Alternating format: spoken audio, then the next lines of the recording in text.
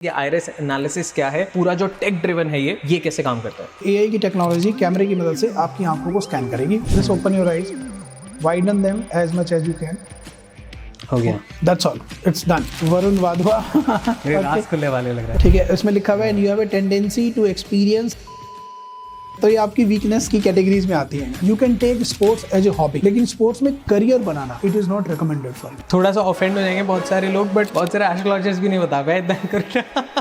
Career option बताऊं आपको मैं? हाँ प्लीज। आपके लिए बेस्ट करियर ऑप्शन बस सो एक्यूरेट। तो आप 10 में से कितने नंबर देना 10 दूंगा। 10 में से 10 दोगे? Genuinely बहुत अच्छा था। अगर कोई भी इंसान अपने आप को 1 साल के लिए आइरिस एनालिसिस के बिजनेस में झोंक देता है तो वो 1 साल के अंदर 1 करोड़ रुपए की आमदनी कमा सकता है। आपका पीपल मैनेजमेंट स्ट्रांग है और आपको धंधा बनाना आता है, this is a game changer for you. Absolutely.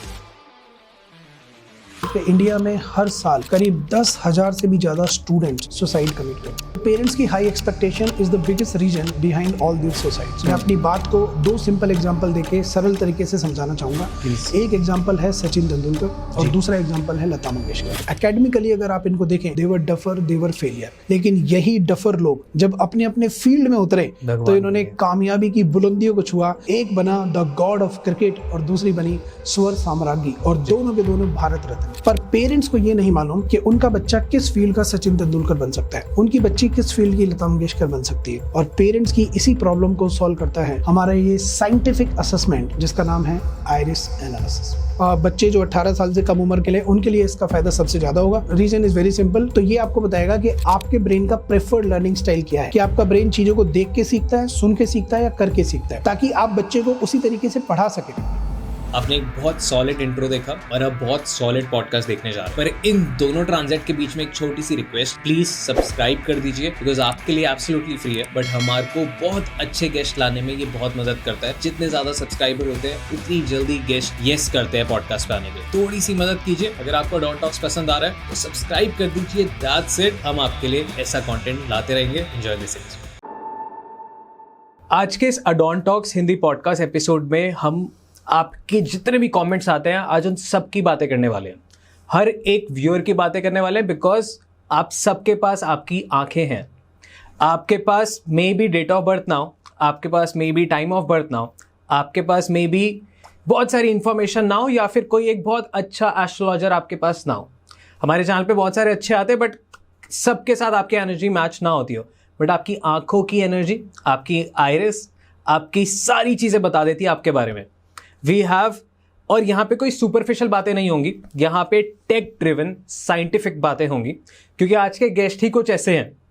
कोई एस्ट्रोलॉजर नहीं है, कोई भी न्यूमरोलॉजिस्ट नहीं है, वास्तु वाले नहीं है। आज प्रॉपर साइंटिफिकली आपके बारे में बात होगी। आप कुंडली बनवाते हैं, आपकी आंखें पूरी आपकी कुंडली बना देगी, आप कैसे हैं, क्या है, सब कुछ। दूसरा, बहुत ज़्यादा हमें कॉमेंट आता है कि वरुण भाई आप हमारे लिए कोई ऐसा पॉडकास्ट बनाओ जहाँ पे हम पैसा भी कमा सके, बिकॉज हम कर रहे हैं अपनी लाइफ में, बट हमें और कुछ बेटर करना है, हमें और पैसा कमाना है, हमारे को साइड बिजनेस स्टार्ट करना है, हमारे को धंधा बनाना है। तो आज के इस पूरे एपिसोड में आप पहले ये सारी चीज़ें समझे कि क्या कहती हैं आपकी आंखें। आप ये समझे कि आंखों को जानने के बाद आप उनका कैसे फ़ायदा उठा सकते हैं, कैसे धंधा बना सकते हैं। और अगर आपने ये पूरा पॉडकास्ट एंड तक देखा तो आई इंश्योर यू कि आप साल के 1 करोड़ रुपए इस बिजनेस से बना सकते हैं। So let's get into the podcast. बात करते हैं हमारे आज के गेस्ट से। कैसे हैं सर आप? बहुत बढ़िया, thank you very much Varun, thank you for inviting me. Sir my pleasure. अभी थोड़ी देर पहले ही पॉडकास्ट स्टार्ट करने से पहले आपने मेरी आंखें देख के कुछ कुछ बता दिया, पर मैं ऐसे बोलूँगा तो वो बहुत सुपरफिशियल लगेगा कि आंखें देख के आप बता रहे हो, तो वो लोगों को लगेगा कि कोई एक और एस्ट्रोलॉजर आया है उनके चैनल पे और वो बता रहा है।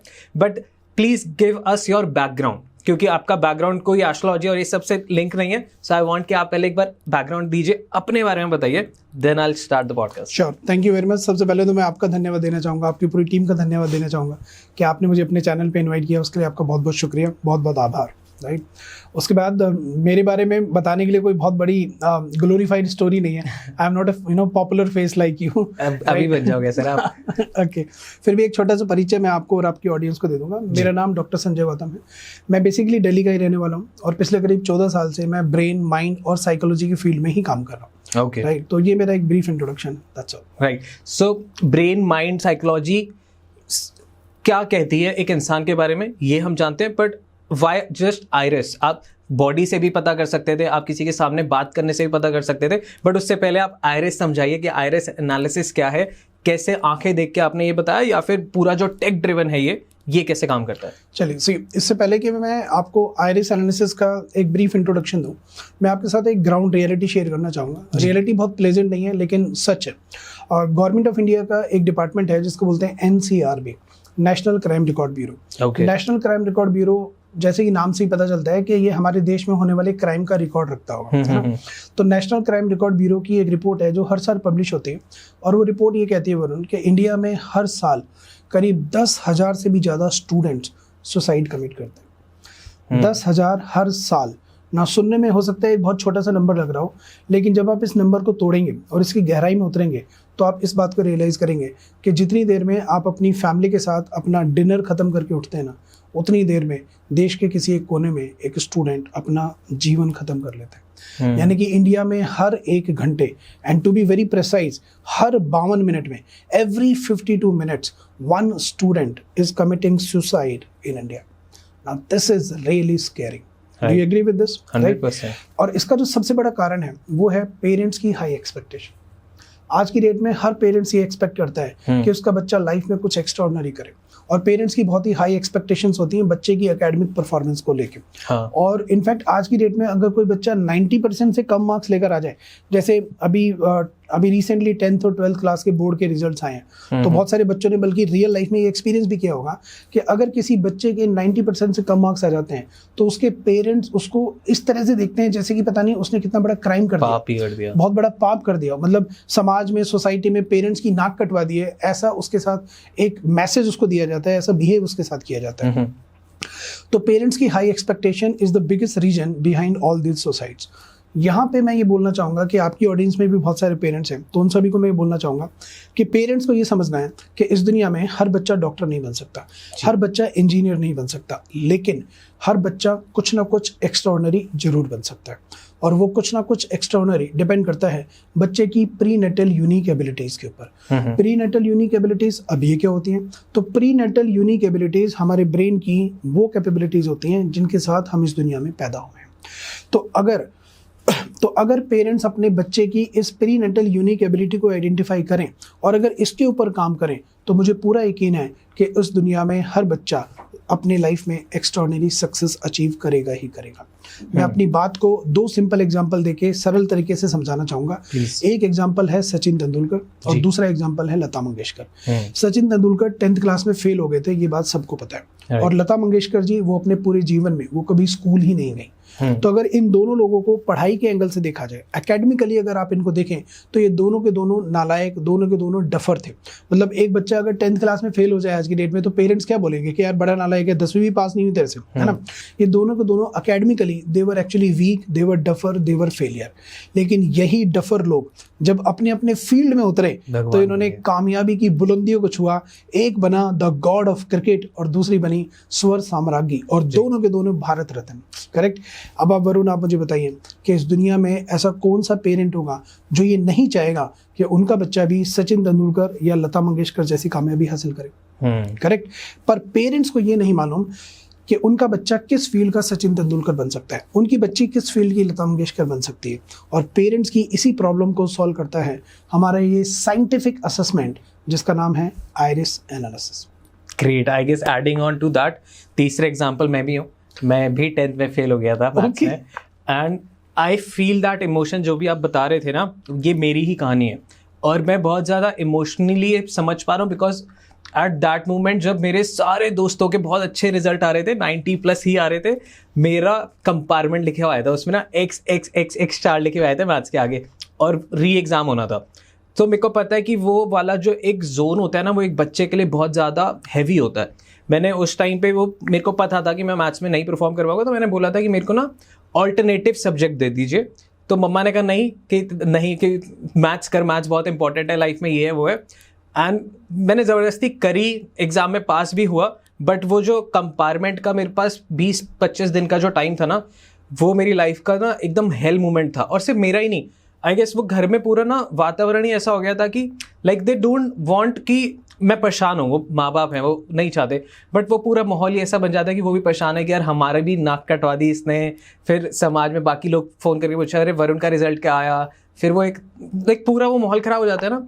एंड मैं उनको बोलता रह गया कि आप प्लीज़ मत करो, जस्ट बिकॉज कि उनको यही साइंटिफिक आई गेस कोई मेरा पर्सनालिटी टेस्ट नहीं हुआ था या मेरे बारे में पता नहीं था। सो पेरेंट्स एक अच्छी नीयत से भी बहुत टॉक्सिक हो जाते हैं, and I have felt that toxicity बहुत एक्सट्रीम लेवल पे। तो शायद एक भारत रत्न मैं भी डिजर्व करता हूँ डेफिनेटली मे भी आगे बढ़ के कभी। सो बट इसका एक एग्जांपल ये था कि आज मैं भी कुछ नहीं कर रहा मैथ्स से रिलेटेड या कोई भी सब्जेक्ट से रिलेटेड जहाँ जहाँ मैं नहीं पास हुआ, और जहाँ जहाँ मैं अच्छा था को करिकुलर चीज़ों में, डांस ड्रामा एक्टिविटी स्पोर्ट्स, आज उसका बहुत फ़ायदा मिल रहा है मेरे को इन सारी चीज़ों में। आज हम लोग 24-24 घंटे भी शूट कर पाते हैं जस्ट बिकॉज मैंने स्पोर्ट्स बहुत खेला है, तो वैसी बॉडी है परफॉर्म कर पाती है। और ये सारी तो पर्सनालिटी टेस्ट अगर हो जाता तो आई गेस ये मेरे को मिल जाता तो लाइफ बहुत आसान हो जाती मेरी और पेरेंट्स की। बट या सो आप पहले क्यों नहीं आए? ओके, सो इससे हम जितने भी पेरेंट्स देख रहे हैं या जितने भी लोग देख रहे हैं वो खुद की पर्सनालिटी भी टेस्ट कर सकते हैं। I guess it's not just about students. तो सिर्फ पर्सनालिटी नहीं, पर्सनालिटी तो सिर्फ एक बहुत छोटा सा एस्पेक्ट है इस पूरे एनालिसिस का। ठीक है, this analysis is much beyond personality. तो मैं आपको छोटा सा ओवरव्यू दे देता हूँ कि आइरिस एनालिसिस एग्जैक्टली करता क्या है। आइरिस हमारी आंखों का कलर्ड पार्ट होता है, ठीक है। हमारी आंखें हमारे ब्रेन के साथ कनेक्टेड है और ये साइंटिफिकली प्रूव हो चुका है। इनफैक्ट जो नर्व हमारी आईज और हमारी ब्रेन को आपस में कनेक्ट करती है उस नर्व को ऑप्टिक नर्व कहते हैं। हमारी दो आंखें और हमारा जो ब्रेन है वो भी एक्चुअली दो पार्ट्स में डिवाइडेड है, लेफ्ट ब्रेन और राइट ब्रेन। ठीक है, राइट। तो हमारी जो लेफ्ट आई है वो हमारे राइट ब्रेन को कनेक्ट करती है और हमारी राइट आई हमारे लेफ्ट ब्रेन को कनेक्ट करती है। और ये दोनों और ये पूरा का पूरा कनेक्शन ऑप्टिकल नर्व के थ्रू होता है, राइट।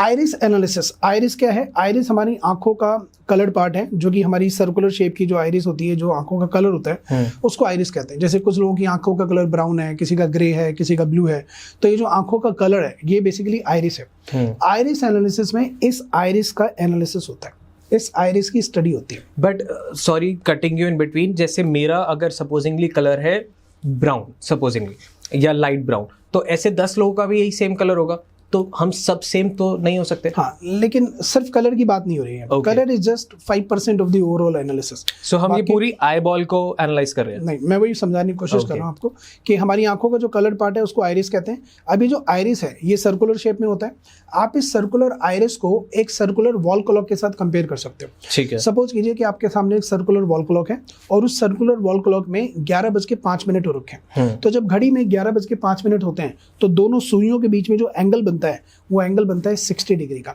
हाँ। ठीक है, और ये 60 डिग्री का जो एंगल है ये एक्चुअली इस एंगल को बोलते हैं ब्रेन जोन।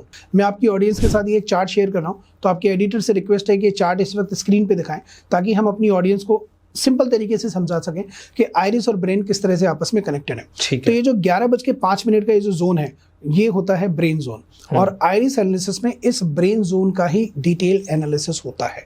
तो आप जो पूछ रहे हैं कि क्या ये is it only because of the colour of the eyes? No, answer is no.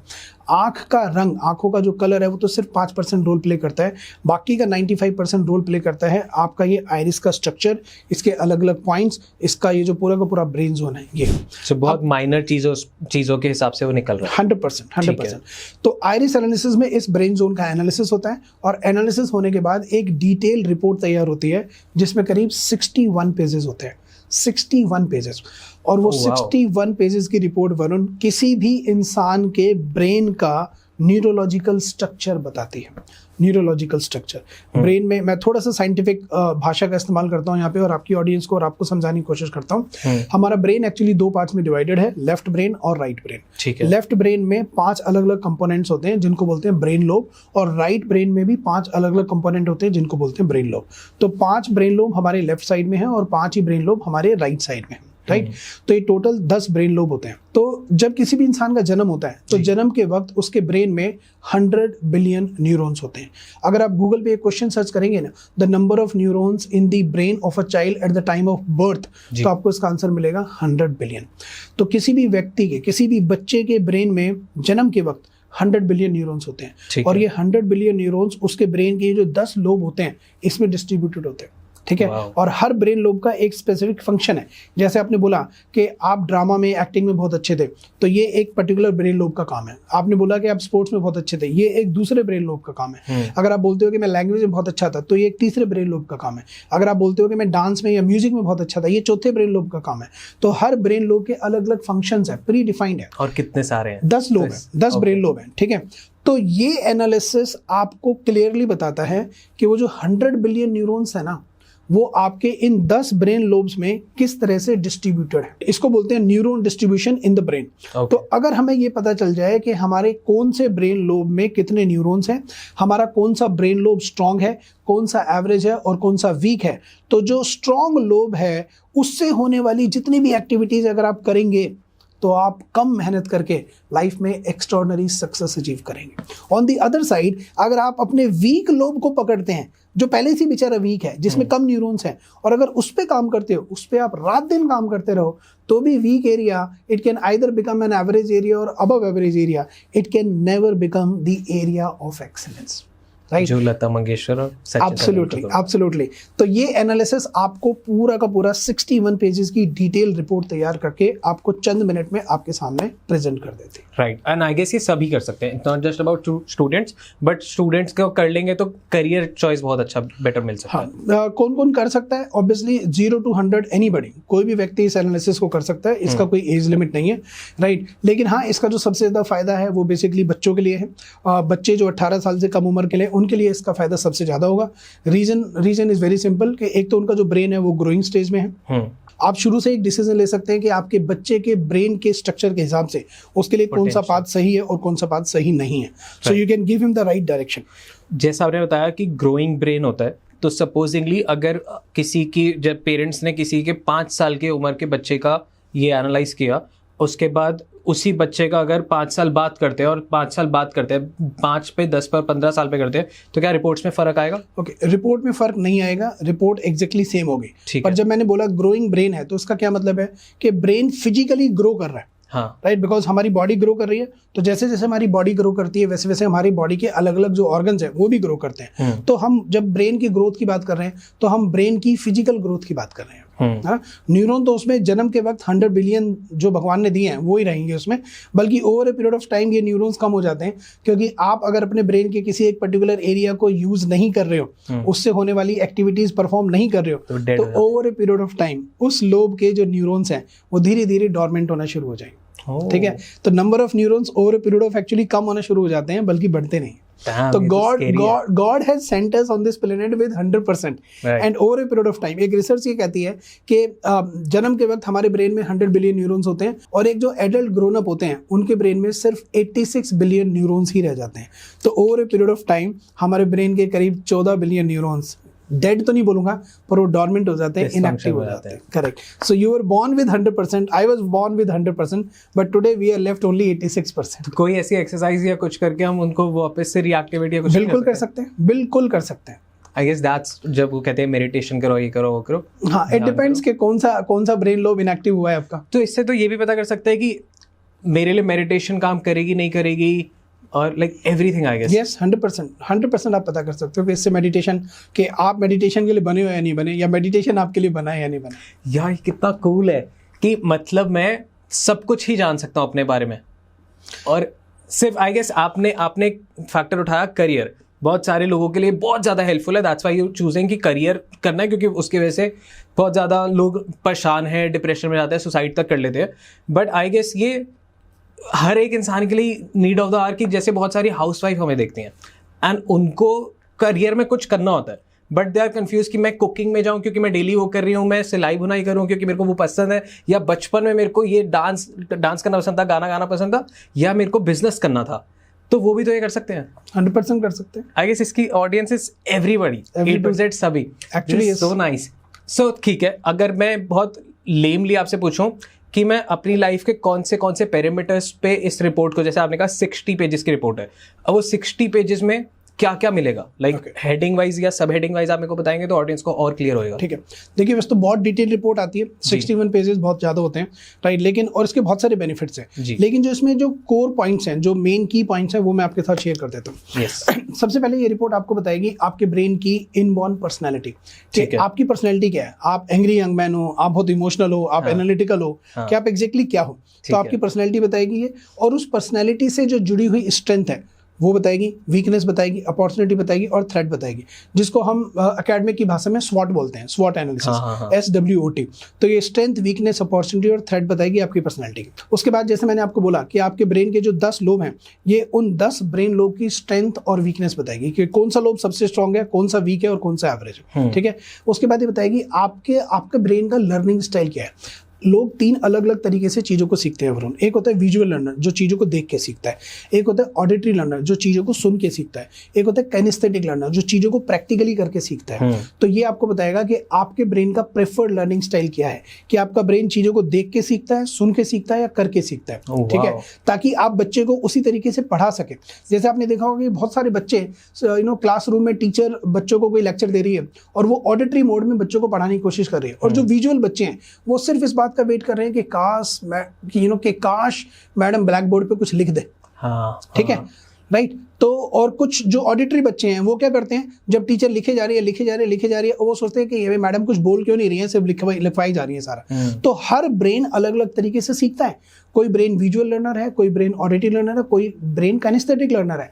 तो ये आपको बताएगा कि आपका ब्रेन एक्चुअली किस तरीके से सीखता है। सो कूल कि अगर किसी का कोई स्कूल का प्रिंसिपल देख रहा है, वो सारे बच्चों का टेस्ट करवा ले, और वो क्लासेस ही जैसे सेक्शन A सिर्फ विजुअल वालों के लिए, सेक्शन B सिर्फ लिसनिंग वालों के लिए, सेक्शन C सिर्फ विजुअल जो स्मार्ट बोर्ड्स होते हैं उनके लिए। एब्सोल्युटली, कितना बढ़िया होगा हमारे लिए। अब यही तो कारण है कि एक क्लास में 40 बच्चे होते हैं, सबका सिलेबस सेम है, राइट, टीचर सेम है, लेकिन उसके बावजूद भी सभी बच्चों का रिजल्ट अलग अलग क्यों आता है? क्योंकि टीचर का पढ़ाने का तरीका हो सकता है ऑडिटरी हो, और मेरा पढ़ने का तरीका हो सकता है विजुअल हो। तो टीचर के पढ़ाने का तरीका और मेरे पढ़ने का तरीका आपस में मैच नहीं करता।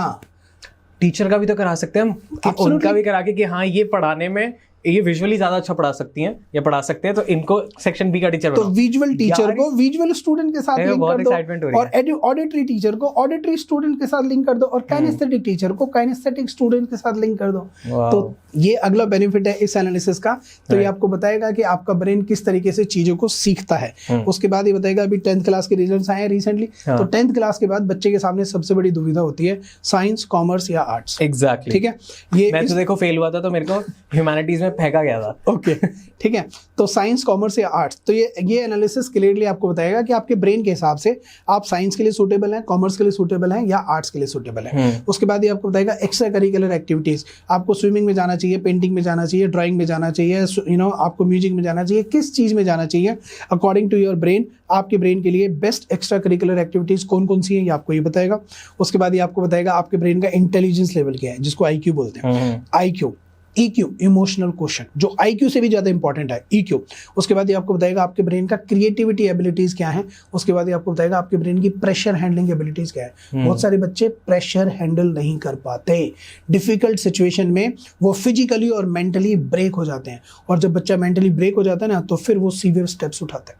तो आपको बताएगा आपके बच्चे का प्रेशर हैंडलिंग लेवल क्या है। ये आपको बताएगा आपके बच्चे के लिए बेस्ट करियर ऑप्शंस कौन कौन से हैं, और आपको ये भी बताएगा कि अगर आप एक वर्किंग प्रोफेशनल हैं, तो एज ए वर्किंग प्रोफेशनल आपके लिए कौन सा सबसे ज़्यादा सुटेबल डिपार्टमेंट है। आप सेल्स के लिए बने हैं, आप मार्केटिंग के लिए बने हैं, आप ऑपरेशन के लिए बने हैं, आप HR के लिए बने हैं, आप कंप्लाइंस के लिए बने हैं, या आप किस चीज़ के लिए बने हैं। Wow. ठीक है। So I can go on and on, but podcast बहुत लंबा हो जाएगा, तो I am just cutting it short. Right, like this is so nice. I guess आपने वो मूवी देखी है, वो जिसमें वो ब्रेन पोटेंशियल की बात होती है, लूसी हाँ लूसी। आई गेस ये अगर लाइक इफ दिस इज उतना एक्यूरेट जितना आप बता रहे हो, आई हैव नो क्लू कि मैंने अभी तक कुछ देखा नहीं है, और मैं आपकी बातों पे पूरा ट्रस्ट कर रहा हूँ। So if it is that accurate, तो हम सब ना पूरा पोटेंशियल पे जिंदगी जी सकते हैं। मैं यहाँ पे थोड़ा सा डिसएग्री करूंगा। वो एक्चुअली एक फिक्शन मूवी थी, राइट, लेकिन पोटेंशियल का पूरा पता होना और उस पोटेंशियल को पूरी तरह से यूटिलाइज करना, दोनों बहुत अलग अलग बातें हैं। तो ये आपको ये तो बता देगा कि आपके ब्रेन में क्या क्या पोटेंशियल है, लेकिन हमारी शायद खुद की इतनी सामर्थ्यता नहीं है या इतने रिसोर्सेज नहीं है कि हम उस फुल पोटेंशियल का इस्तेमाल कर सकें। क्या हम इसको, जैसे मन होता है एक मन, जिसमें कृष्ण जी ने बताया कि हर एक इंसान अपने मन में ही फंस जाता है, तो क्या हम अपने ब्रेन को समझ के अपने मन को भी समझ सकते हैं? कुछ ऐसा है, या फिर वो मन ही है जो आपके ब्रेन की पोटेंशियल जानने के बावजूद भी आपको रावण बना देता है या दुर्योधन बना देता है? मन एक अलग चीज है और मस्तिष्क एक अलग चीज है, ठीक है। सो आप अपनी सारी पॉजिटिव और नेगेटिव साइड समझ सकते हो, बट अगर आपका मन से वो नहीं आप हैंडल कर पा रहे तो आप फिर भी डिजास्टर कर सकते हो। हाँ, तो मन को कंट्रोल करने के लिए फिर अलग रेमेडीज हैं, उसके लिए फिर वो मेडिटेशन, ब्रीदिंग, तो आपको ये पता लग जाएगा इसी रिपोर्ट से। यस, ओके, तो this all is very exciting. मतलब मेरी एनर्जी से आपको लग भी रहा होगा कि मैं उछल रहा हूँ यहाँ से वहाँ, I can see that. Because I wanted कि यार ये मेरे को बचपन से ही मिल जाता काश।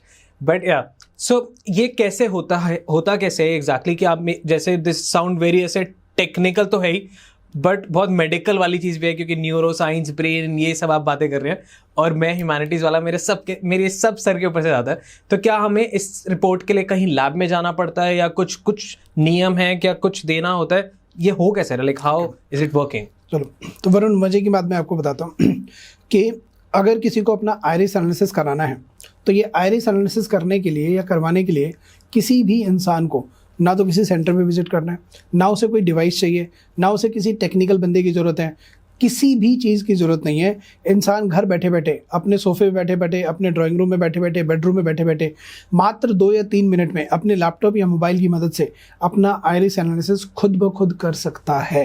ये सिस्टम 100% ऑटोमेशन पे काम करता है। AI की टेक्नोलॉजी के ऊपर ये पूरा का पूरा सिस्टम आधारित है और इसको करने के लिए किसी को भी ना कोई ऑफिस चाहिए, ना कोई स्टाफ, ना कोई इंफ्रास्ट्रक्चर, ना कोई टीम, कुछ नहीं। 24/7 अक्रॉस द वर्ल्ड कहीं से भी ये बिजनेस रन हो सकता है और कहीं से भी कोई भी कस्टमर अपना आयरिस एनालिसिस खुद ब खुद 2 से 3 मिनट के अंदर कर सकता है। तो कितनी देर में रिपोर्ट बन जाती है? 2 से 3 मिनट। अभी बना सकते हैं ऑडियंस के सामने? हाँ, बिल्कुल बना सकते हैं। आप बनाइए मेरी। अच्छा, ठीक है, ऑडियंस को भी और ठीक है, मजा आएगा। हाथ कंगन को आरसी किया और पढ़े लिखे को फारसी किया। तो ठीक है, लाइव कैमरे पे इस वक्त हम वरुण का एनालिसिस करते हैं, ठीक है। कुछ राज खुल जाएंगे कैमरे पे? कोई दिक्कत नहीं, अपने घर वाले हैं। ठीक है, चलो डन, लेट्स स्टार्ट। ओके, कुछ ज्यादा खुल रहे होंगे तो आप बताना ही मत होगा। Okay ji sir, I am excited. You are excited? So am I.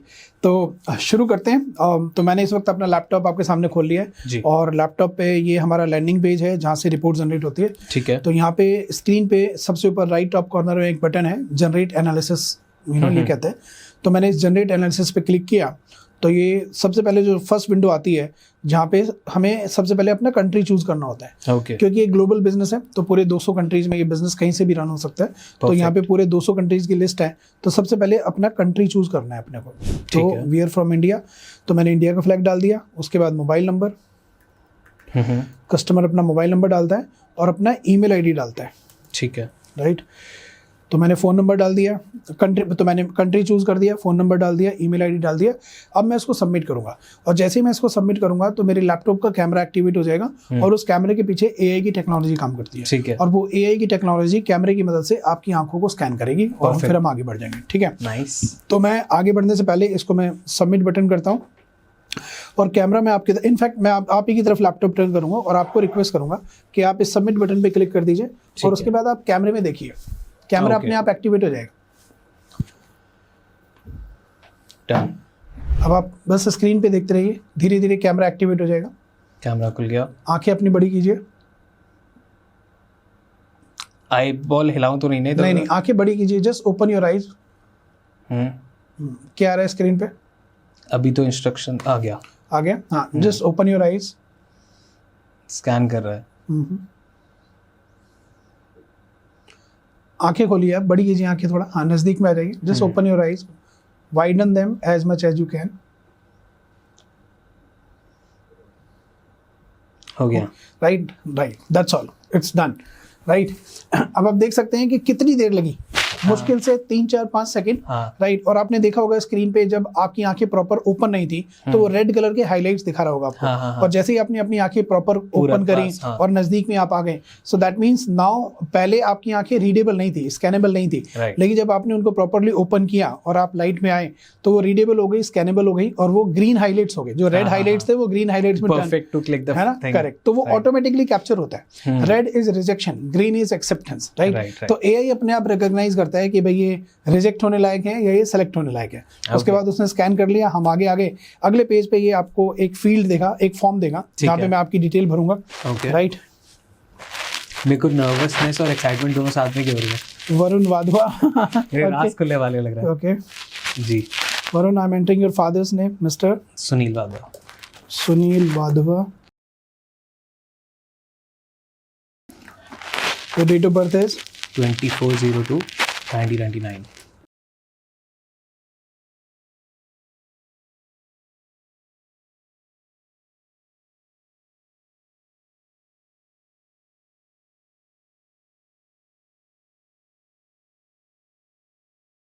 तो इसमें कुछ बेसिक डिटेल डालनी होती है वरुण, जैसे कि मैं आपके साथ अभी स्क्रीन शेयर कर रहा हूँ। राइट, इसमें मैंने आपका नाम, father's name, date of birth, gender, mobile number, email ID, city और रिपोर्ट की language. Report actually 19 different languages में अवेलेबल है, जिसमें 9 इंडियन लैंग्वेजेस हैं और 9 फॉरेन लैंग्वेजेस हैं और एक स्टैंडर्ड लैंग्वेज है इंग्लिश। तो इस तरह से, क्योंकि ये इंटरनेशनल बिजनेस है, ग्लोबल बिजनेस है, तो हम ऑब्वियसली फॉरेन कस्टमर्स को भी कैटर करते हैं। तो टोटल 19 लैंग्वेजेस है, 9 + 9 + 1।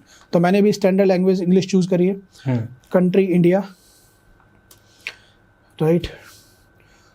और आप यहाँ पे स्क्रीन पे जैसे देख सकते हैं, there are different types of reports. तो हमारे पूरे सिस्टम में करीब 8 तरह की रिपोर्ट आती हैं जो अलग अलग एज ग्रुप को कैटर करती हैं। जैसे कि एक टोडलर रिपोर्ट है जो 0 से 5 साल के बच्चों के लिए, राइट। उसके बाद एक किड्स रिपोर्ट है जो 6 से 10 साल के बच्चों के लिए है। फिर स्टूडेंट रिपोर्ट है जो 11 से 16 साल के बच्चों के लिए है। फिर उसके बाद करियर रिपोर्ट है जो 17 से 20 साल के बच्चों के लिए है।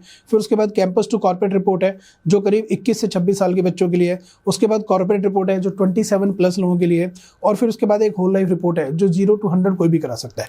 तो आपके केस में I am choosing whole life report. ठीक है। उसके बाद यहाँ डिस्क्लेमर पे क्लिक करना है, नेक्स्ट बटन पे जाएंगे, और जब हम नेक्स्ट बटन पे जाएंगे, नेक्स्ट पे क्लिक करेंगे, तो ये आपको ऑटोमेटिकली एक पेमेंट वाले पेज पे लेके जाएगा। ठीक है। अब जैसे कि स्क्रीन पे देख सकते हैं, यहाँ पे पेमेंट वाला पेज आ गया है। तो कस्टमर अपना मोबाइल नंबर डालता है जिससे उसका यूपीआई लिंक है या जो भी उसे पेमेंट करनी है। तो मैंने यहाँ पे अपना मोबाइल नंबर डाल दिया। मोबाइल नंबर डालने के बाद ये आपको पेमेंट के अलग अलग ऑप्शन देगा, जैसे कि UPI, credit card, debit card, मतलब ये पूरा पेमेंट गेटवे है। रेजर पे का पेमेंट गेटवे लगा हुआ है। तो यहाँ पे अभी QR कोड आ गया है, तो मैं यूपीआई से पेमेंट कर रहा हूँ। तो ये स्क्रीन पे देख सकते हैं 5,686 रुपीज़ एंड 10 पैसा की पेमेंट हो रही है। Okay, right. तो ये मैंने पेमेंट करी। स्क्रीन पे इस वक्त पेमेंट सक्सेसफुल हो जाएगी। Yes, processing your payment. We can see this on the screen. Confirming payment. Payment successful. Right. Yes, payment successful हो गई है और it's just getting going. उसके बाद आगे एक बटन रह जाता है डाउनलोड रिपोर्ट। हम डाउनलोड रिपोर्ट पे क्लिक करते हैं और पूरी की पूरी प्रोसेसिंग शुरू हो चुकी है। आप स्क्रीन पे देख सकते हैं, यहाँ पे एक पूरा प्रोसेस आपको दिख रहा है जिसमें लिखा हुआ है कि our AI system has scanned your iris. AI is processing your iris analysis. Our AI system is analyzing your brain's neurons. Okay. Right? It looks like this. Oh wow. इतना टेकी सा मेरे को लग रहा है ना। टेकी ही है, पूरा का पूरा पूरा का पूरा AI बेस्ड है। सारा का सारा काम AI करता है। अब इसमें जो भी मैंने डिटेल्स डाले हैं, ठीक है, अभी आप देखिए स्क्रीन पे आप देख सकते हैं, राइट, आपकी रिपोर्ट जनरेट हो गई है और ये मैंने आपकी रिपोर्ट अपने लैपटॉप में सेव कर ली है। राइट। और उसके बाद आप स्क्रीन पे देखेंगे ना, तो यहाँ पे आपको मैसेज दिखाई देगा, hey congratulations for downloading your report of iris analysis, now you can book counsellors for your counselling. तो हमारे पास एक काउंसलर्स की पूरी कम्युनिटी है। तो रिपोर्ट जनरेट होने के बाद अगर कोई अपनी काउंसलिंग बुक कराना चाहता है तो यहाँ पे एक बटन है book a counsellor. Okay. Customer उस बटन पे क्लिक करता है तो उसे कम्युनिटी का पूरा एक्सेस मिलता है। तो जैसे हमारे अलग अलग काउंसलर्स हैं, ये मिस्टर शिवराज हैं, he is from Australia. Then we have Swati Deshmukh, she is from Mumbai. Mr. Anil Kumar Pandey, he's also from Mumbai. Mr. Hemant Kumar from Delhi, right? Miss Dr. Deepika Joshi, she is from Jaipur. Likewise, there are n number of counselors across the country. Okay. तो customer किसी भी counsellor का profile देख सकता है, उसकी counselling fees देख सकता है और उसके बेसिस पे वो अपना कोई भी काउंसलर बुक कर सकता है। That's optional. That's definitely optional, right? But it is definitely recommended, but optional. Okay. तो इस तरह से पूरा का पूरा प्रोसेस कंप्लीट हो जाता है। उसके बाद अब रिपोर्ट जनरेट हो चुकी है, तो let me just open your report. धक धक साउंड इफेक्ट डाल दो एडिटर, धक धक धक धक। बताइए। लेट अस सी कि आपकी रिपोर्ट में क्या आया है। And I will be totally honest because आप लोग बहुत जरूरी है और मैं कुछ झूठ नहीं बोलूंगा। बिल्कुल, मैं एक्सपेक्ट भी नहीं कर रहा हूँ आप झूठ बोलें। आप बिल्कुल वो बोलिए जो आपको सही लगता है। वैसे तो इतने टाइम से मेरे को सारे लोग जानते हैं, तो ये भी बहुत सब कुछ मेरे बारे में जानते ही हैं, तो और आपके लिए थोड़े से डिफिकल्ट मोड ऑन हो चुका है, क्योंकि बहुत सारे लोग एस्ट्रोलॉजिकली भी मेरे को जानते हैं। ओके क्योंकि बहुत सारे लोग, हम चार्ट मेरा डिस्कस हो रहा होता है, तो जो बिल्कुल हार्डकोर ऑडियंस है उनको सब पता है, तो वो भी जज कर रहे होंगे आपको। परफेक्ट, ठीक है जी। तो वरुण, आपका एनालिसिस मेरे सामने आ चुका है और let me just give you an overview of your analysis. Right. देखिए, एक्चुअल काउंसलिंग जो होती है, जो मैंने शायद आपको पहले ही बताया था, एक्चुअल काउंसलिंग करीब 1 घंटे की होती है। ठीक है, 61 पेजेस की फाइंडिंग्स को एक्सप्लेन करने में करीब 60 मिनट्स तो लगेंगे। तो एक्चुअल काउंसलिंग करीब 1 घंटे की होती है। तो हम क्योंकि पॉडकास्ट शूट कर रहे हैं तो हम 1 घंटा तो नहीं लगाएंगे, पर मैं आपको एक ओवरव्यू दे दूंगा आपकी पर्सनैलिटी का और आपके ब्रेन के न्यूरोलॉजिकल स्ट्रक्चर का। ठीक है, और आपकी पर्सनैलिटी से शुरू करते हैं। पेज नंबर 12 पे हैं इस वक्त हम, और पर्सनैलिटी की स्ट्रेंथ सामने लिखी हुई है। और ये पर्सनैलिटी की स्ट्रेंथ क्या कहती है, इसमें लिखा हुआ है that you have a forward thinking mindset and the ability to envision and pursue long term goal. ठीक है, और मैं आपके एडिटर से रिक्वेस्ट करना चाहूँगा कि इस वक्त ये जो मैंने लाइन बोली है, इस लाइन को वो हाईलाइट करके स्क्रीन पे दिखाए, क्योंकि मैं ये बताना चाहता हूँ कि मैं जो बोल रहा हूँ वो मैं अपनी तरफ से नहीं बोल रहा हूँ, मैं रिपोर्ट में जो लिखा हुआ है वो मैं बोल रहा हूँ। तो मैं I am again reading, you have a forward thinking mindset and the ability to envision and pursue your long term goal. ठीक है, अभी बल्कि हम जब आपके केबिन में बैठे तो इस तरह की कुछ हम बात भी कर रहे थे, कि आपने अपने लॉन्ग टर्म गोल के लिए शॉर्ट टर्म बेनिफिट भी सेक्रीफाइस कर दिए। ठीक है, उसके बाद दूसरी लाइन इसमें ये कहती है, right, you are attentive and watchful, alert, right, presence of mind है। ठीक है, you are attentive and watchful and often anticipating and effectively addressing the potential risk. ठीक है, तो आपको दूर से पता चल जाता है कि किस धंधे में, किस चीज़ में क्या रिस्क है, और आप उसको डेफिनेटली कंसीडर करते हो before you make any plan. ठीक है, you display courage, bravery and a willingness to take a challenge. ठीक है, चैलेंजिंग माइंडसेट है आपका, राइट। नए नए फड्डों में हाथ डालने की आपकी आदत है, उंगली करने की आपकी आदत है। ठीक है, मरता भी हूँ इस चक्कर में, बट है, जाता नहीं है वो। Right, okay, you have broad knowledge base and are well informed in different areas. ठीक है, इसका मतलब ये है कि भाई आपको अच्छी खासी नॉलेज है हर फील्ड में लगभग, राइट। मतलब आपको बेवकूफ बनाना ऑलमोस्ट इम्पॉसिबल जैसा काम है। Like I am not expert बहुत सारी चीजों में, बट आई एम इतना ज्यादा वाइज कि मेरा बेवकूफ नहीं, कोई काट नहीं सकता मेरा। Absolutely right. अब जो लास्ट लाइन है उसको ध्यान से पढ़ना। आपकी पर्सनैलिटी की स्ट्रेंथ क्या कहती है, that you have a strong moral values and integrity in your action and interaction with the people. Right, आप वो व्यक्ति हो जो पैसे का लॉस हो रहा है तो हो जाए, लेकिन रेपुटेशन पे बात नहीं आनी चाहिए, इंटीग्रिटी पे बात नहीं आनी चाहिए। You can sacrifice, you can compromise anything, but you don't want to compromise your integrity and you don't want to sacrifice and compromise your value system. Is that right? ठीक है, चलिए अब बात करते हैं आपकी पर्सनालिटी की थोड़ी वीकनेस की। ये तो स्ट्रेंथ है, थोड़ा वीकनेस बताते हैं, क्योंकि हर इंसान के अंदर कुछ वीकनेस भी होती है, तो वीकनेस बताते हैं। तो एनालिसिस क्या कहता है, एनालिसिस ये कहता है that you may have an excessive focus, right, on your appearance. How am I looking, मेरी मार्केट में इमेज क्या बन रही है। ठीक है, इस बात को लेके बहुत ज़्यादा कॉन्शियस हैं आप, इमेज कॉन्शियस रहते हैं आप। ठीक है, right, and you may struggle with receiving feedback and can be sensitive to constructive criticism also. ठीक है, हाँ जी। See, I'll tell you, मैं पॉडकास्ट के ना लास्ट में सबसे रिव्यू लेता हूँ, एंड आई वांट कि वो क्रिटिसाइज करे, मेरे को गाली तक दे दे, I am fine with that, but मेरे को कोई देता ही नहीं है। अच्छा फीडबैक मिल जाता है हर बार, तो राइट। थर्ड देखिए, you may have difficulty waiting for the results और rushing through task without proper attention to detail. That means आपको भाई सब्र नहीं है, बिल्कुल रिजल्ट चाहिए फटाफट, सब्र नहीं है। आई गेस मैं इस चक्कर में बहुत बेवकूफियां भी कर देता हूँ, क्योंकि उनमें पेशेंस नहीं है रिजल्ट को लेके, मैं भागता बहुत हूँ। करेक्ट, ठीक है, इसमें लिखा हुआ है you have a tendency to experience rapid and unpredictable action from you, कि भाई कई बार चीजें सोची भी नहीं होती हैं, बट आप एग्जीक्यूट कर देते हो। मेरी टीम बड़ी परेशान है इससे, बहुत ज्यादा परेशान है इस चीज से। ठीक है, तो ये आपकी वीकनेस की कैटेगरीज में आती है। हाँ। ठीक है, अब बात करते हैं आपके ब्रेन के कोर कॉम्पिटेंसीज की, जो हम 10 ब्रेन लोब के बारे में बात कर रहे थे। तो मैं आपको लेके जाऊंगा पेज नंबर 17 पे, and I would like to request your editor to actually highlight this page, क्योंकि ये पेज आप इस पूरी रिपोर्ट का सबसे इंपॉर्टेंट पेज यही है। ठीक है। न्यूरॉन्स डिस्ट्रीब्यूशन क्या कहता है ये न्यूरॉन डिस्ट्रीब्यूशन? तो इसमें लेफ्ट साइड में आप देख सकते हैं, लेफ्ट साइड में कुछ सेक्शन है और राइट साइड में कुछ सेक्शन है। लेफ्ट साइड का जो सेक्शन है वो आपके लेफ्ट ब्रेन के बारे में बात करता है। आपके लेफ्ट ब्रेन में जो 5 लोब मैंने बताए थे ये उनके बारे में बात करता है, और राइट ब्रेन में जो आपके 5 लोब हैं ये उनके बारे में बात करता है। और यहाँ पे आपको लेफ्ट साइड में कुछ नंबर्स दिखाई दे रहे हैं, राइट साइड में कुछ नंबर्स दिखाई दे रहे हैं।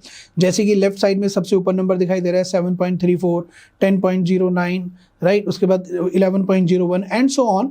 और on the other side right hand side में भी आपको कुछ नंबर्स दिखाई दे रहे हैं, और इनके नीचे वर्ड लिखा हुआ है बिलियन। तो ये सारे नंबर्स बिलियंस में है। तो अगर आप इन सारे नंबर्स को टोटल करोगे तो इनका टोटल आएगा 100, यानी कि 100 बिलियन। और ये 100 बिलियन क्या है? ये 100 बिलियन वो 100 बिलियन न्यूरॉन्स हैं जिनके साथ आप इस दुनिया में पैदा हुए थे। मेरे एक्टिव हैं सारे? 100% एग्जैक्ट है। नहीं, मेरे सारे एक्टिव हैं। नहीं, सबके एक्टिव नहीं होते। ठीक है। सबके सारे एक्टिव नहीं होते हैं, पर ये रिपोर्ट आपको बताती है कि what you were born with, कि when you were born what you were born with. अच्छा, जो हमने बात की थी ये वो सारी चीजें अब एनालाइज कर चुका है। यस, तो वो अब ये बता रहे हैं। yes, अब ये रिजल्ट है सामने। हाँ। ठीक है। अब इन सारे नंबर्स को जब मैं उठाता हूं तो इसमें से जो सबसे स्ट्रॉन्ग, सबसे बड़ा नंबर जो मेरे सामने आता है वो आता है 12.39 बिलियन न्यूरॉन्स। और ये 12.39 बिलियन न्यूरॉन्स हैं आपके राइट फ्रंटल, राइट, और ये 12.39 बिलियन न्यूरॉन्स हैं आपके राइट प्रीफ्रंटल लोब में। अब ये राइट प्रीफ्रंटल लोब क्या करता है? I will not get into scientific jargon, मैं आपको बताता हूँ कि आपका ये राइट प्रीफ्रंटल लोब करता क्या है जी। आपका ये राइट प्रीफ्रंटल लोब करता है, इंटरपर्सनल ब्रेन है ये। इंटरपर्सनल ब्रेन मतलब दूसरों को समझने की एबिलिटी, दूसरों के साथ कनेक्ट करने की एबिलिटी। मतलब आप एक 5 साल के बच्चे से लेके 70 साल के बुजुर्ग तक सभी के साथ कनेक्ट करने की एबिलिटी रखते हैं। ठीक है। मैं ये तो ऑडियंस भी हाँ कहेगी, क्योंकि मैं हर जगह बोलता हूँ कि मैं किसी के साथ भी बैठ सकता हूँ, है ना, राइट। और ये आपके ब्रेन का सबसे स्ट्रॉन्ग एरिया है, 12.39 बिलियन न्यूरॉन्स। और मैं रिपोर्ट को पढ़ के जो रिपोर्ट में लिखा है वो बता रहा हूँ, 100% एक्यूरेट है, 100%। आगे चलते हैं। अंडरस्टैंडिंग अदर्स, दूसरों की जबरदस्त अंडरस्टैंडिंग है, पीपल अंडरस्टैंडिंग जो होती है ना वो आपके अंदर जबरदस्त है। ठीक है। तीसरा ये कहता है पब्लिक डीलिंग, आपकी पब्लिक डीलिंग बड़ी स्ट्रांग है। ठीक है। और चौथा इसमें है taking action for your goals. आप उन लोगों में से नहीं है जो गोल बना के सिर्फ एक्सेल शीट में लिख देते हैं, आप उन लोगों में से हैं जो ग्राउंड पे उतर के एक्शन लेते हैं, अपने गोल्स को एग्जीक्यूट करते हैं, प्लान को एग्जीक्यूट करते हैं। तो you are a great executor. ठीक है। तो ये आपके ब्रेन के राइट प्रीफ्रंटल लोब के फंक्शंस हैं और जो सबसे स्ट्रांग है आपकी पूरी रिपोर्ट। वाह, ठीक है। क्या वीक है? आता हूँ, वीक पे भी आता हूँ। राइट, मजा आ रहा है। Right, okay. उसके बाद आते हैं हम सेकंड हाईएस्ट पे। ये हम टॉप 3 उठा लेते हैं, राइट, क्योंकि अदरवाइज तो डिस्कशन बहुत लंबा होगा। सेकंड हाईएस्ट पे चलते हैं, और सेकंड हाईएस्ट जो है वो बताता है आपका 11.01 billion neurons, right. 11.01 billion neurons आपके बल्कि 2 और 3 एरियाज में आए हैं। और वो 11.01 बिलियन न्यूरॉन्स किस में है? एक तो है आपके लेफ्ट टेम्पोरल लोब में। तो पहले इसी को डील कर लेते हैं, चलो। लेफ्ट टेम्पोरल लोब क्या करता है? Language processing. ठीक है। Ability to play with words. तो आपकी एक तो लैंग्वेज पे बड़ी पकड़ है, speech, right, dialogue writing, script writing, stage पे खड़े होकर बात करना, माइक के सामने बात करना, कैमरे के सामने बात करना, शब्दों से खेलने की कला। हाँ, ये आपको बहुत बेहतर तरीके से आती है। और ये रिपोर्ट में लिखा है ability to play with words. ठीक है। सेंटेंस फॉर्मेशन, ऐसे ऐसे वर्ड्स चूज कर करके लेकर आओगे ना, जो मतलब एक 1 लाइनर मारोगे और सामने वाला आदमी ढेर। ठीक है। उसके बाद स्क्रिप्ट और डायलॉग राइटिंग आपकी कोर कॉम्पिटेंसीज है। आपको अपने लिए कोई कंटेंट राइटर नहीं चाहिए होता है, आपको अपने लिए कोई स्क्रिप्ट राइटर नहीं चाहिए होता है। आपके ब्रेन का लेफ्ट टेम्पोरल लोब बहुत स्ट्रांग है, जो खुद अपने आप में कंटेंट राइटर का काम करता है। तो आपकी लैंग्वेज पे बहुत जबरदस्त पकड़ है, and you can B excellent speaker, excellent motivational speaker, excellent orator, narrator, story teller. ये सारी चीजें आपकी बहुत जबरदस्त हैं जो कि लैंग्वेज से आती हैं। गुड, बैड, अगली, परफेक्ट, एकदम परफेक्ट है, एक्यूरेट। ठीक है जी। उसके अलावा आपका जो एक और एरिया है जिसमें 11.01 बिलियन न्यूरॉन्स ही हैं, वो है आपका राइट टेम्पोरल लोब। और ये राइट टेम्पोरल लोब क्या करता है? ये डील करता है साउंड से। ठीक है। यानी कि म्यूजिक के प्रति आपका इंटरेस्ट। ठीक है। म्यूजिक के प्रति आपका इंटरेस्ट बहुत हाई लेवल का है। प्रोसेसिंग ऑडिटरी इन्फॉर्मेशन, और ये साथ साथ क्योंकि ये साउंड से डील करता है तो ये आपको एक बहुत अच्छा लिसनर भी बनाता है। क्योंकि जब आप किसी की बात, लेट्स से मैं बोल रहा हूँ, आप सुन रहे हैं, तो इस वक्त क्या हो रहा है, आप मेरी आवाज को प्रोसेस कर रहे हैं, और मेरी आवाज क्या है, मेरी आवाज बेसिकली एक साउंड है। So you are processing my sound, right. तो you are processing a sound, और आपका ब्रेन साउंड को प्रोसेस करने में एक्सपर्ट है। तो इसकी वजह से आप एक बहुत अच्छे लिसनर हैं। स्पीकर तो मैंने पहले ही बोल दिया था, तो आप बहुत अच्छे स्पीकर तो हैं ही, लेकिन उसके साथ साथ आप एक बहुत अच्छे लिसनर हैं, और बहुत अच्छे लिसनर होने की वजह से आप किसी भी तरह के साउंड को बहुत अच्छे से प्रोसेस कर सकते हो, ठीक है।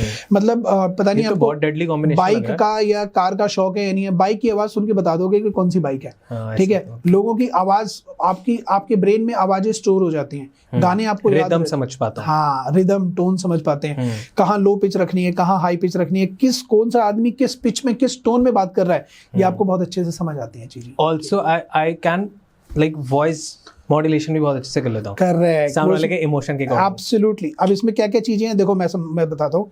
अंडरस्टैंडिंग साउंड की अंडरस्टैंडिंग आपकी जबरदस्त है। प्रोसेसिंग ऑडिटरी इन्फॉर्मेशन, कोई भी ऑडिटरी इन्फॉर्मेशन को प्रोसेस करना, ये आपके ब्रेन की कोर स्ट्रेंथ है। उसके बाद ये बात कर रहा है लिसनिंग एबिलिटीज की, आपकी लिसनिंग एबिलिटीज बहुत अच्छी हैं, and you have a high emotions for music also, ठीक है। म्यूजिक ड्राइव्स यू, आपको मूड चेंज करने के लिए म्यूजिक का सहारा चाहिए होता है। मूड चेंज करना है, मूड ऑफ है, म्यूजिक सुना, मूड चेंज हो गया आपका, भजन हो गए, सूफी म्यूजिक हो गया, हाँ, है ना। हाँ। आपका गानों का सिलेक्शन पता है कैसा होगा, मैं तो आपको पहली बार मिल रहा हूँ वरुण, मैं तो आज से पहले आपको मिला नहीं कभी, दिस आर फर्स्ट मीटिंग। आपका गानों का सिलेक्शन पता है किस बेसिस पे होता है? आपका गानों का सिलेक्शन उसकी टोन से ज्यादा उसके लिरिक्स के बेसिस पे होता है। अगर गाने में शब्द बोल अच्छे नहीं है ना, आप उसको चूज नहीं करो। हाँ, मिस से नहीं होता। करेक्ट, क्यों? क्योंकि म्यूजिक से पहले, साउंड से पहले एक चीज मैंने बोली थी, वो क्या थी? लैंग्वेज। तो अगर गाने की लैंग्वेज अच्छी नहीं है, अगर किसी इंसान का बात करने का तरीका अच्छा नहीं है, आप उस बंदे के साथ काम नहीं करोगे। नहीं होता। अगर कोई आदमी जबान से, शब्दों से अच्छा नहीं है, आप उसके साथ काम नहीं करोगे, ठीक है। तो आपका गानों का सिलेक्शन भी जो होगा ना, वो उसके लिरिक्स के बेसिस पे होगा, और लिरिक्स आपके दिमाग में नहीं, आपके दिल पे छा जाते हैं, ठीक है। और बोलूं यार, ये तो बहुत ज्यादा एक्यूरेट हो रहा है, ठीक है। हाँ, और बोलो, अच्छा, स्पोर्ट्स की बात कर रहे हैं, आप बोल रहे थे कि मैंने स्पोर्ट्स वगैरह भी खेले हैं, राइट। अच्छा, अभी भी आई प्ले, ठीक है। तो स्पोर्ट्स में मैं आपको बताता हूँ कि स्पोर्ट्स में दो पार्ट्स होते हैं। एक होता है हमारा जो लेफ्ट पेरिटल लोब से कंट्रोल होता है। लेफ्ट पेरिटल लोब जो बेसिकली फाइन मोटर स्किल्स को कंट्रोल करता है। फाइन मोटर स्किल्स मतलब ऐसी एक्टिविटी जो हम अपने हाथों से परफॉर्म करते हैं। फॉर एग्जांपल, आप कोई म्यूजिकल इंस्ट्रूमेंट बजा रहे हैं, कैरम खेल रहे हैं, राइट, या रिस्ट वर्क जहाँ भी यूज हो रहा है, तो वो है फाइन मोटर स्किल्स। एक है gross motor skills. Gross motor skills है जिसमें हम फुल बॉडी का इस्तेमाल करते हैं। तो इन दोनों का जो कॉम्बिनेशन है ना, वो कॉम्बिनेशन आपको स्पोर्ट्स में गुड बनाता है, बेस्ट नहीं बनाता, ठीक है। That means you can take sports as a hobby, और आप उसको एक अच्छे लेवल पे, हॉबी भी एक अच्छे लेवल पे ले जा सकते हो, लेकिन स्पोर्ट्स में करियर बनाना, it is not recommended for you, right. तो you are good in sports, but you are not so good that you can make a career out of it, ठीक है। तो ये आपका करियर के लिए नहीं है, हॉबी के लिए बहुत अच्छा है, लेकिन करियर के लिए नहीं है ये, राइट, ठीक है। अच्छा, अब आप मुझे बताओ, आपकी हैंड राइटिंग कैसी है?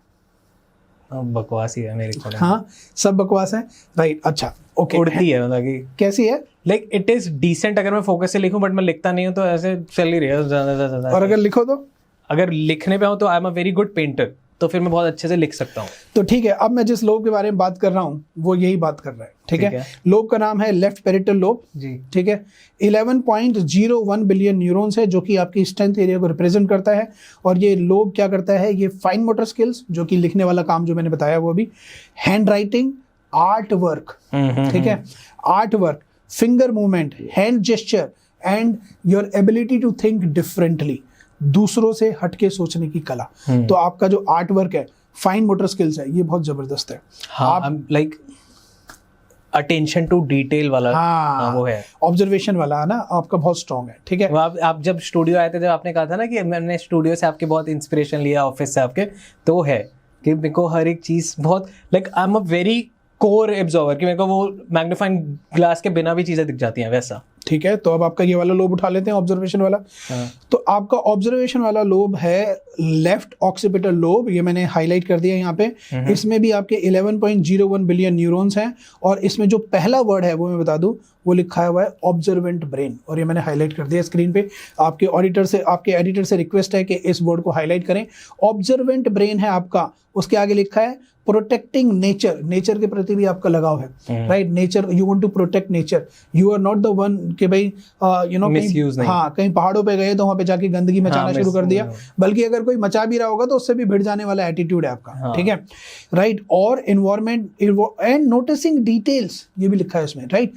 प्रोटेक्टिंग नेचर और एनवायरमेंट एंड नोटिसिंग डिटेल, अभी आपने जो बोला वो वर्ड एग्जैक्टली यहाँ पे लिखा हुआ है, राइट? और है ये left occipital lobe 11.01 billion neurons, noticing details, minute changes भी आप नोटिस कर लेते हो, और ये माइन्यूट चेंजेस मैंने हाईलाइट किया हुआ यहाँ पे लिखा हुआ है स्क्रीन, राइट? लाइक मैं अपनी पूरे ऑर्गेनाइजेशन में यही बोलता हूँ कि तुमको ना कोई बड़ा आउटस्टैंडिंग रिजल्ट नहीं लाना, छोटे छोटे लाओ। जब तुम छोटी छोटी चीज़ों को, क्योंकि हर कोई ना बड़ी बड़ी चीज़ के पीछे भाग रहा है, पर बड़ी चीज ना 2 मिनट में बिखर जाती है जो आपकी छोटी चीजें खराब है। एब्सोल्युटली, आई एम लाइक कि छोटी चीजें 1000 कर दो, बड़ी चीज वो खुद बन जाती है। करेक्ट, तो ये वेरी नाइस। तो ये सारी की सारी आपकी जो आपकी कैरेक्टरिस्टिक जो आप बता रहे हो, ये सारी की सारी आपकी रिपोर्ट में लिखी है। अब आप मुझे खुद, अभी आप मुझसे थोड़ी देर पहले पूछ रहे थे ना कि कितना एक्यूरेट है ये, अब क्वेश्चन रिवर्स होता है। हाँ, मतलब अब वरुण, क्या ही बोलूं, अब आप बताओ। I am very satisfied, very happy, और बहुत ज्यादा थोड़ा सा ऑफेंड हो जाएंगे बहुत सारे लोग, बट बहुत सारे एस्ट्रोलॉजर्स भी नहीं बता पाए देखो, right? No offence to everyone, but ये है बस था। सी, एस्ट्रोलॉजी एक विद्या है। I have lot of regards and respect for that, right? ये एक साइंस है जो आपके ब्रेन के न्यूरोलॉजिकल स्ट्रक्चर को बताता है, और अभी तो मैंने कुछ भी बताया ही नहीं है। It is just a tip of an iceberg, right? It is just tip of an iceberg. 2-4 चीजें और बताता हूँ आपके लर्निंग स्टाइल के बारे में, आपका ब्रेन चीजों को सीखता कैसे है। चलिए, पर ये पूरा कॉम्बिनेशन सुन के आई फेल्ट लाइक कितना बढ़िया इंसान है ये, जिसकी आप रिपोर्ट की बात कर रहे हो। वो तो खैर है ही, ओके, कितना मस्त है। अगर मैं आपको पहले से जानता होता और फिर मैं ये सब बातें बता रहा होता तो एक बार के लिए थोड़ा सा शक भी होता है कि यार बंदा मुझे 20 साल से जानता है, इतना तो पता ही है। मैं तो आपको अभी 2 घंटे पहले मिला, एग्जैक्टली। तो इसलिए हम हर यूट्यूबर को ये बोलते हैं, सर आप अपना जरूर करवाना, ताकि आपको एक कन्विक्शन आएगा, आपका एक कन्विक्शन आएगा। तो वरुण, अब क्वेश्चन मेरा है, राइट? अभी आप थोड़ी देर पहले मुझसे पूछ रहे थे ना कि how accurate it is. Now my question is to you, अब आप खुद बताइए, how accurate is iris analysis? See, audience भी मेरे को जानती है और सब ऐसे तालियां मारे होंगे कि हाँ ये बंदा ऐसे ही है, ओके। और अभी रूम में टीम नहीं है, बट मेरे ऑफिस का जितना भी सारी मेरी टीम होती ना, तो इतनी तेज मुंह हिलाती कि हाँ ये ऐसी है, ये ऐसी है, ऐसी है, बस सो एक्यूरेट। तो आप 10 में से कितने नंबर देना दूंगा मैं, 10 में से 10 दोगे? चलो, बहुत अच्छा था। So humble, so kind of you, thank you very much. एक लास्ट चीज और बताया था मैं, 2 चीजें बताऊंगा बल्कि, ठीक है। एक है आपके लर्निंग स्टाइल के बारे में, जैसे मैंने पहले बताया था कि ब्रेन 3 अलग अलग तरीकों से सीखता है। तो आपका जो ब्रेन का लर्निंग स्टाइल है वो है ऑडिटरी। ऑडिटरी मतलब आप चीजों को सुन के सीखते हैं। फॉर एग्जाम्पल कि आपको बुक पढ़ने का उतना शौक नहीं है, लेकिन आप ऑडियो बुक सुन सकते हैं, ठीक है? हाँ। और अगर मान लो मैं और आप दोनों एक ही क्लास में पढ़ रहे हैं और मैं आपको बोलूं कि यार वरुण कल ये एग्जाम में क्वेश्चन आएगा, ये क्वेश्चन याद कर ले फटाफट, तो आप कहोगे कि अच्छा कि यार एक काम कर, चल तू पढ़, मैं सुन रहा हूँ। ठीक है, मैं इसका एग्जांपल देता हूँ आपको। किताब तो हम नहीं पढ़ रहे होते, स्कूल में नहीं रहे, बट ऑफिस में क्या होता है ना, अभी ये भी बैठा हुआ है या बाहर, आप अंजलि जी से भी बात करोगे तो हमारे को गेस्ट के साथ जब क्वेश्चंस वगैरह एक्सचेंज होते हैं कि हम ये टॉपिक से बात कर सकते हैं, कर सकते हैं, तो अभी भी मैं दिखा सकता हूँ मेरे फोन में ना, मेरे को इतने बड़े वो पैराग्राफ्स भेजेगी कि ये टॉपिक्स हैं, एंड आई एम लाइक कि नीचे मेरे को ये सब ऑडियो में भेजो। मैं नहीं पढ़ता, कि मेरे को सब कुछ ऑडियो में भेजो। So this is so accurate because your brain learns in auditory mode. हाँ, तो कोई भी चीज, कोई भी इंफॉर्मेशन जो साउंड की फॉर्म में आपके ब्रेन में जा रही है, आपका ब्रेन उसको फटाफट प्रोसेस करेगा, और वो इंफॉर्मेशन रजिस्टर भी होगी आपके ब्रेन में। राइट। मैं टेक्स्ट पढ़ते पढ़ते जोन आउट हो जाता हूँ। हाँ, आपका ध्यान कहीं और चला जाएगा, बहुत जल्दी हट जाता है। लेकिन अगर वहीं कोई आपसे बात कर रहा हो तो आप अटेंटिव रहोगे हमेशा। हाँ, है ना? दैट्स व्हाई आई गेस कि मैं बोला भी है, ये तो बकायदा पॉडकास्ट में बोला है कि I don't like to read book. मैंने आज तक कोई किताब नहीं पढ़ी, बट मेरे को इंसानों को पढ़ना पसंद है जिन्होंने 100 किताबें पढ़ी हैं या 1000 किताबें। और वो मैंने आपको सबसे पहला पैरामीटर ही आपको बताया था, that your brain's biggest strength is to understand other people, है ना? तो you are a man of management, you are a man of people, actually you are people's person basically, ठीक है? करियर ऑप्शन बताऊं आपको मैं? हाँ प्लीज। आपके लिए बेस्ट करियर ऑप्शंस क्या है? ओके, तो टॉप 10 करियर्स में से आपके लिए शुरू के जो 2-3 करियर मैं बताऊंगा, you may be little surprise also to know this. Number 1 psychologist, हाँ आई गेस सब बन सकता हूं, बट नंबर 2 करियर कंसल्टेंट, ठीक है? और क्या क्या करियर ऑप्शन है आपके टॉप 10 में? Mediator, general counsellor, life coach, relationship coach. वाह, अब इतना सारा ज्ञान ले रहा हूँ तो बांटूंगा भी तो ना। राइट। तो you are an excellent psychologist, you can be an excellent mediator, you can be an excellent life coach, career coach. लोगों की प्रॉब्लम को सुन के क्योंकि मैंने बोला ना ऑडिटरी ब्रेन है, लोगों की प्रॉब्लम को सुन के उनका सोल्यूशन देना, ये आपके ब्रेन के लिए बेस्ट करियर ऑप्शन हो सकता है। राइट, ठीक है। तो this is what iris analysis is all about. आप लोगों को कोई परेशानी है तो मेरे को बताइएगा, मैं फ्री में कंसल्ट करूंगा। थोड़ा प्रैक्टिस करूं। Absolutely right, perfect. Like this was so much accurate कि मेरे को बस एक्चुअली नॉट किडिंग, और इसलिए नहीं बोल रहा कि आप पॉडकास्ट में आए हो और मेरे सामने बैठे हो, मेरे को प्यार हो गया इस प्रोडक्ट से। Thank you very much. This was so nice. I want कि इसका मैं मम्मा का भी कराऊं, मैं अपनी बहन का भी कराऊं, मैं अपनी सारे दोस्तों यारों का कराऊं, सबका ये कराऊं। और अब आप मुझे बताइए, जब आपने पूरा प्रोसेस कंप्लीट किया, कितना इजी या कितना डिफिकल्ट था ये करना? बिल्कुल, मतलब आइरिस को स्कैन करना और सारा प्रोसेस कंप्लीट करना, टेक्नोलॉजी और प्रोसेस के बारे में आपका क्या फीडबैक? सी मैम, कैरोना का प्यार हो गया, सब कुछ 10 on 10 था। मतलब जो चीजें आपने करी, आपने अपना मोबाइल नंबर, ईमेल आईडी ये सब डाला और कैमरे के सामने बैठ गए। मेरे ख्याल से 10 साल का बच्चा भी अपने आप कर लेगा, कोई भी कर सकता है। तो ये इस बिजनेस की सबसे बड़ी ब्यूटी है कि इसको करने के लिए किसी एक्सपर्ट की जरूरत नहीं है, ना कहीं सेंटर पे विजिट करना है, ना कोई डिवाइस चाहिए।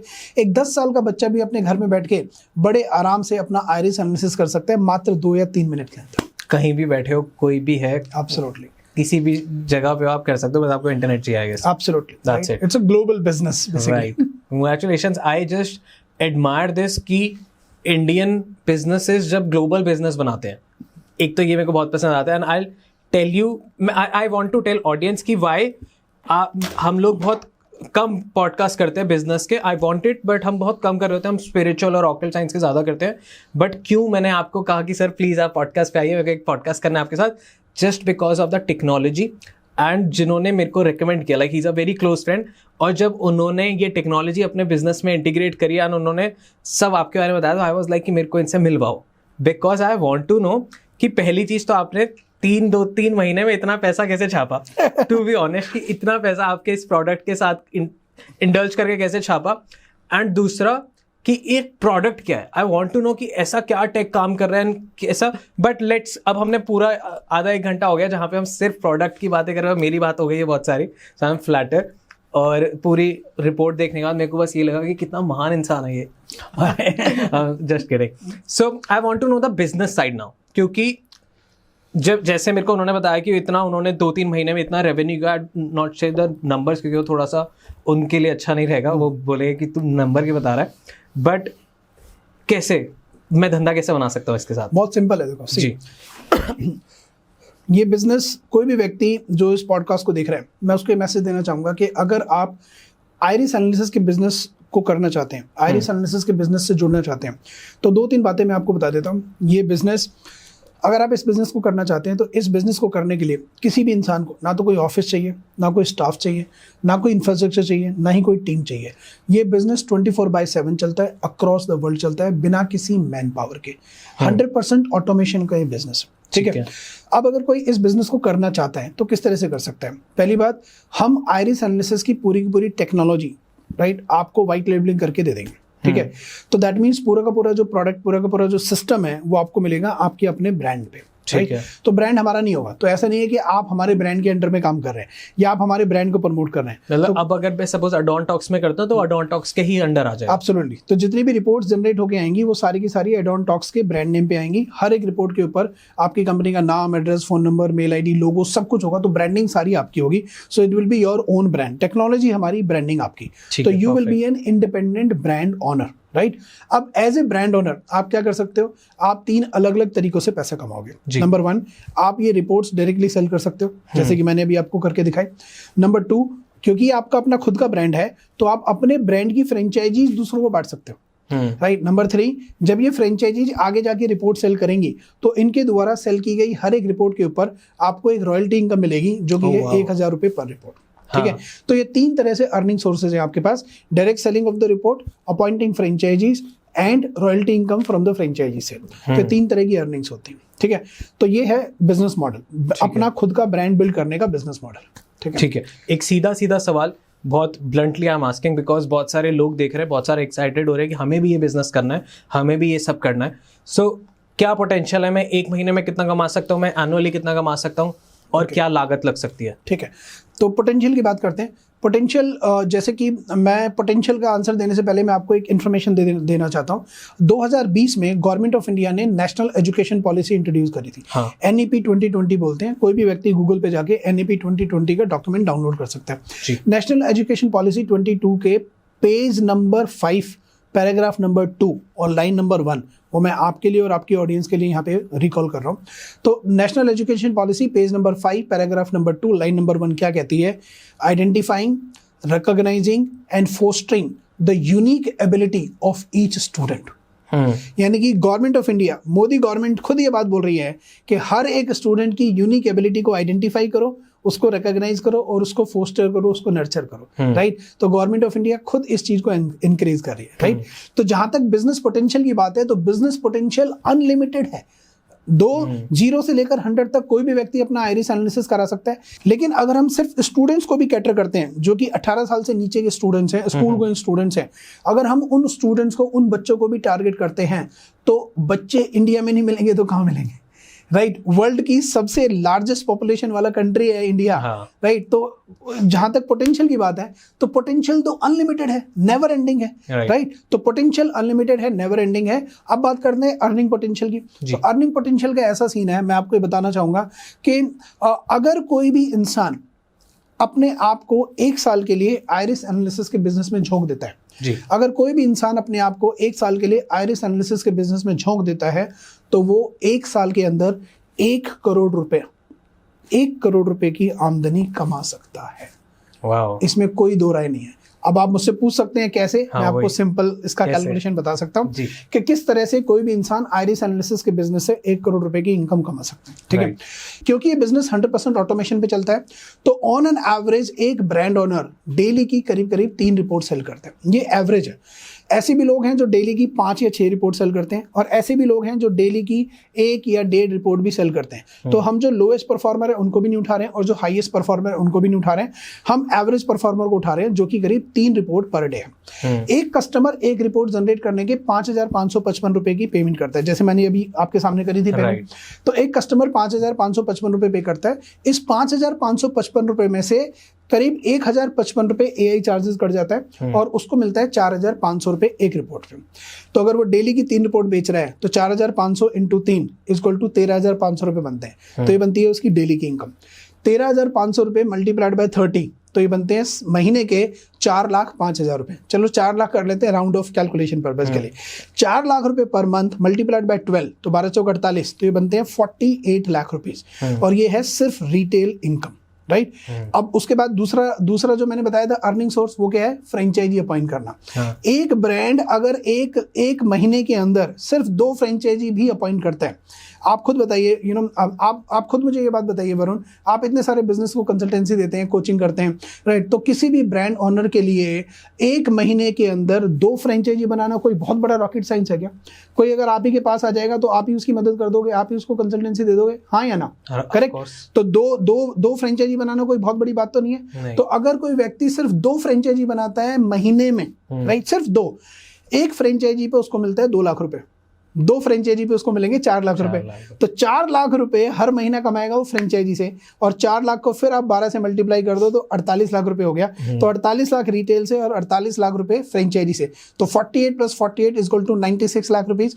अभी जो 4 लाख का गैप है, अब जो तीसरा ऑप्शन बता रहा हूं उससे ये गैप कंप्लीट ही नहीं होगा बल्कि एक्सीड करेगा 1 करोड़ की इनकम को, क्योंकि जब ये 48 फ्रेंचाइजीज मैदान में उतरेंगे और ये जब रिपोर्ट सेल करेंगे तो इनके द्वारा सेल की गई हर एक रिपोर्ट पे ब्रांड ओनर को एक रॉयल्टी इनकम भी तो मिल रही है जो कि 1,000 रुपए पर रिपोर्ट है। तो जब ये इनकम आप जोड़ेंगे तो आपका फिगर, आपका अमाउंट 1 करोड़ रुपए को 100% क्रॉस करेगा ही करेगा। और I guess 1 crore is just a start.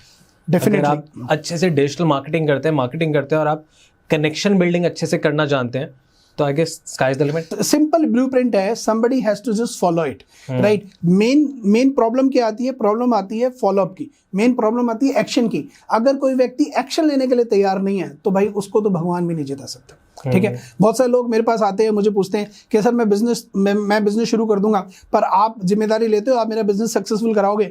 तो मैं उनको एक्चुअली महाभारत का थोड़ा सा ज्ञान दे देता हूँ जो मैं आपके पॉडकास्ट में भी शेयर करना चाहूंगा कि महाभारत में स्वयं भगवान कृष्ण अर्जुन के रथ पे बैठे थे, ठीक है। तो खुद भगवान, साक्षात भगवान अर्जुन के साथ थे और अर्जुन के रथ की पताका पे बजरंग बली थे, ठीक है।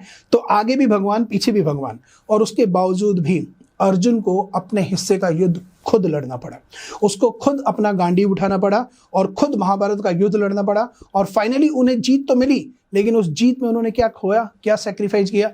उन्होंने अपना सबसे प्रिय पुत्र अभिमन्यु उसको खो दिया, उन्होंने द्रौपदी के 5 पुत्र उनको खो दिया, उन्होंने अपने भतीजे घटोत्कच को खो दिया, घटोत्कच के बेटे घटोत्कच के बेटे बर्बरिक को खो दिया, और उसके अलावा उन्होंने अपने फादर इन लॉ द्रुपद को खो दिया, अपने ब्रदर इन लॉ दुष्टन को खो दिया, और हजारों लाखों सैनिकों को खो दिया। कब? जब भगवान खुद अर्जुन के रथ पे बैठे थे, भगवान खुद अर्जुन के रथ की पताका पे बैठे थे, बजरंगबली का रूप लेके। उसके बावजूद भी अर्जुन ने खुद अपना संघर्ष किया और अपने इतने सारे प्यारे जनों को खोया, तब कहीं जाके उसने महाभारत जीती। तो जब भगवान खुद जिसके साथ है उसको इतना सेक्रीफाइस करना पड़ रहा है, तो आपको और मेरे को कितना करना पड़ेगा, सोचो। Exactly. तो कहने का मतलब बहुत सिंपल है, हम as a coach, you as a coach, me as a coach, हम लोगों को गाइड कर सकते हैं, हम लोगों को सपोर्ट कर सकते हैं, लेकिन अपने हिस्से का धनुष तो खुद ही उठाना पड़ेगा। और जो अपने हिस्से का धनुष उठाने के लिए तैयार नहीं है, अपने हिस्से की महाभारत लड़ने के लिए तैयार नहीं है, उसे जीत की उम्मीद बिल्कुल नहीं करनी चाहिए। Right? Do you agree with my point? 100%. Correct. Goosebumps आ रहे थे। Right. I genuinely want, मतलब ये थोड़ा सा ऐसे मैं honestly confession कर रहा हूँ because of this पूरा podcast, because of that guy recommended you, कि I so want this to get so big because पहली चीज़ तो ये एक Indian startup है। अभी पूरे war zone में I felt like कि सिर्फ ये अभी जो भी चल रहा है ये सिर्फ इंडिया पाकिस्तान नहीं है, this is India versus Pakistan and China combined। तो इंडियन ब्रांड्स को ग्लोबल जाने की बहुत ज़रूरत है, पहला पॉइंट ये, इसलिए मैं बहुत ज़्यादा खुश हूँ इस ब्रांड से। दूसरा, मैंने ये एक्सपीरियंस किया, फर्स्ट हैंड एक्सपीरियंस किया, और मेरे को एक भी फ्लॉ नहीं दिखा, सारी बातें वॉज ऑन पॉइंट, ऐसे शाह लग रही थी मेरे को, और सब सही था। दूसरा कि प्रोडक्ट भी बहुत अच्छा है। एक होता है ना कि आपने इंडियन ब्रांड तो बना लिया, मेक इन इंडिया कर दिया, बट प्रोडक्ट बकवास है, ये वो नहीं है। दूसरा, this is very easy to do, आपको कोई फैक्ट्री नहीं डालनी है, आपको कोई सरदर्दी नहीं लेनी है, आपको कोई स्टाफ मैनेजमेंट नहीं करना, आपको कुछ नहीं करना, इट्स प्योर टेक बिजनेस। अगर आप बहुत ज़्यादा टेकी नहीं है, सपोज जैसे my father wants to do this, तो उनको बहुत ज़्यादा ऐसे टेकी होने की जरूरत नहीं है कि मेरे को एआई समझना है, मेरे को मार्केटिंग समझनी है। You just simply get this, just simply get a good digital marketer, आपका पीपल मैनेजमेंट स्ट्रांग है और आपको धंधा बनाना आता है, like this is a game changer for you. Absolutely. So I am so happy. Thank you so much आने के लिए. Like this is not an end, but I just wanted to thank you, तो मैंने अभी कर दिया। And like अब I wanna know कि लागत कितनी लगती है, क्योंकि हर धंधे में पहले आपको ये भी लगाना होता है कि मैं कितना इन्वेस्ट कर रहा हूँ कैपिटल वाइज और इमोशनल वाइज और मेरा दिनचर्या वाइज, तो लागत कितनी लगेगी? सबसे पहले हम कैपिटल वाइज समझते हैं। तो इन्वेस्टमेंट और एलिजिबिलिटी क्राइटेरिया दो चीजें हैं, दोनों बता देता हूं मैं। एक्चुअली ये बिजनेस पहले तो वरुण हर किसी के लिए नहीं है, it is extremely white collar business, तो हाईली एजुकेटेड लोगों के लिए, एजुकेशन इंडस्ट्री के लिए, तो हम हर किसी को वेलकम कर ही नहीं रहे, पहली बात। तो इस बिजनेस को शुरू करने के लिए 3 एलिजिबिलिटी क्राइटेरिया। नंबर 1, किसी भी इंसान की एज जो इस बिजनेस को शुरू करना चाहता है उसकी मिनिमम एज 25 साल होनी चाहिए। नंबर 2, वो कम से कम ग्रेजुएट होना चाहिए। नंबर 3, उसको इंग्लिश पढ़नी लिखनी और एटलीस्ट थोड़ी बहुत बोलनी आनी चाहिए। तो ये 3 एलिजिबिलिटी क्राइटेरिया। उसके अलावा हम एक यूएस के इंस्टीट्यूट के साथ एफिलिएटेड है, उस इंस्टीट्यूट का नाम है American research institute of dermis and genetic evaluation. तो कोई भी व्यक्ति जो इस बिजनेस में आता है उसे इस इंस्टीट्यूट की वेबसाइट पे जाके अपने आप को रजिस्टर करना पड़ता है, और रजिस्ट्रेशन के बाद उसे एक्चुअली एक एग्जाम देना होता है, और एग्जाम में मिनिमम पासिंग मार्क्स 75% है। ठीक है, तो 75% से मिनिमम एग्जाम पास करना पड़ता है, और जब वो एग्जाम पास कर लेता है उसके बाद ही वो इस बिजनेस को करने के लिए एलिजिबल होता है। तो it is not for anybody and everybody, right? तो ये एलिजिबिलिटी क्राइटेरिया। अब बात करते हैं लागत की, इन्वेस्टमेंट कितनी है। तो इसमें 3 अलग अलग तरह की इन्वेस्टमेंट है। नंबर 1, प्रोडक्ट की कॉस्ट, राइट? प्रोडक्ट की कॉस्ट है 5,55,555 रुपए। ठीक है। उसके ऊपर 18% जीएसटी जो गवर्नमेंट ऑफ इंडिया ले जाती है, तो 18% जीएसटी एग्जैक्टली बनता है 1 लाख रुपए। और उसके बाद जिस एग्जामिनेशन की अभी मैंने बात करी, यूएस का एफिलिएशन और यूएस के एग्जामिनेशन, उस इंस्टीट्यूट के इस एग्जाम की जो फीस है वो है $2,222। तो $2,222 इंडियन करेंसी में आज की डेट में करीब 1,88,870 रुपए बनते हैं। तो जब आप इन तीनों रकम को जोड़ोगे तो टोटल अमाउंट आता है 8,44,870 रुपए। तो करीब 8 1,44,000 रुपए का इसमें टोटल इन्वेस्टमेंट है। मैं बिजनेस फैमिली से आता हूँ, मैं खुद भी बहुत सारे ऐसे पैरेलल बिजनेसेस में इन्वॉल्व हूँ एज अ मार्केटर या फिर को ओनर, एंड मैंने नहीं देखा कि 1 करोड़ रुपए कमाने के लिए हम इतने ठीक है, you have to put investment, अगर आप फैक्ट्री डालते हैं या कुछ डालते हैं, बट वो बहुत ज़्यादा लाखों में जाती है। सो आई गेस आपने कुछ रेवोल्यूशन ही बना दिया कि इतने कम पैसों में आप इतना पोटेंशियल अर्न कर सकते हैं। ऑफकोर्स आपको बहुत मेहनत भी करनी पड़ेगी, इट्स नॉट कि आपने बस पैसा लगा दिया और आ ही जाएगा, बट दिस इज मार्वलस कि बहुत ही अच्छा है। एक और ऑप्शन दूं मैं आपको जी, ठीक है। खासकर कुछ उन लोगों के लिए है जो ये बोलते हैं कि यार अगर मेरा बिजनेस नहीं चला तो, अगर मैं फेल हो गया तो, व्हाट अगर मेरा कैपिटल डूब गया तो उनके लिए एक बेटर ऑप्शन देता हूं मैं। तो अगर जिन लोगों को ये डर है कि अगर मेरा बिजनेस नहीं चला तो, कैपिटल डूब गया तो क्या होगा, तो उन लोगों के लिए कंपनी आपको देती है 100% रिफंडेबल ऑप्शन।